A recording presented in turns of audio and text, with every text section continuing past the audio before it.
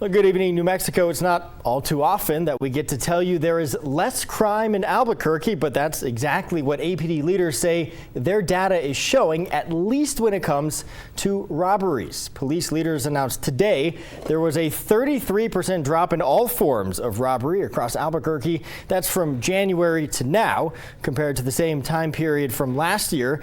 APD Chief Harold Medina says there's an even bigger drop when you look all the way back to 2018. Griffin Rushton joins us now to break down the data for us and also explain why there's still some reason to be concerned. Griffin. Yeah, there are. We know crime is still happening in Albuquerque, but this 33% decrease in robberies since last year is absolutely something to be optimistic about. So let's take a closer look at the numbers. APD leaders say there was a 15% drop in individual robberies, a little bit bigger there, decrease in attempted robberies, 39% drop, and here's the big one. 51% drop in commercial robberies. Those are the ones you probably hear about the most, and to see this kind of drop from last year is very promising. Now, Chief Medina also highlighted a 5% drop in carjackings, and it's a little drop, but he says it's a pretty big deal when you look at the rest of the country.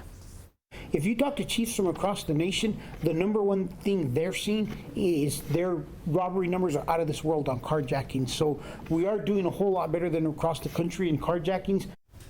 Chief Medina says these decreases are proof recent changes inside the department are working. We're talking about investments in new technology, a more robust detective academy, and relying on civilian employees to review more surveillance video and other digital assets.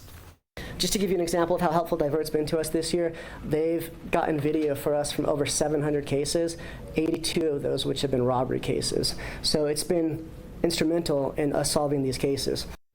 Now, Chief Medina also complimented the department's ability to get suspects into custody faster, so those repeat offenders we talk about can't commit as many robberies. But a significant decrease in robberies doesn't mean things are necessarily getting better for local business owners who are still paying the price for other crimes in Albuquerque.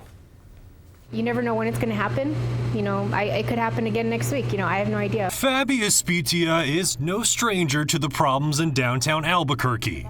She opened the El Roy Cafe at 6th and Lomas 3 years ago, and last Friday morning, someone broke in for the second time. When I drove up, I pulled in right here at the street and I saw him inside. She says the man smashed through the front door around 4:45 in the morning, but it seems he wasn't looking for money. He came in and he rearranged all of the chairs. He took a couple of my chef knives and drank several drinks. Espitia says it took officers 45 minutes to arrive on scene. So when the intruder left, she followed him and took this video of him with the reportedly stolen drink. I put myself in danger, I did, but I was just sick of it. I was just like, no, this is not okay. It happens a lot to a lot of small business owners, and I didn't want to be,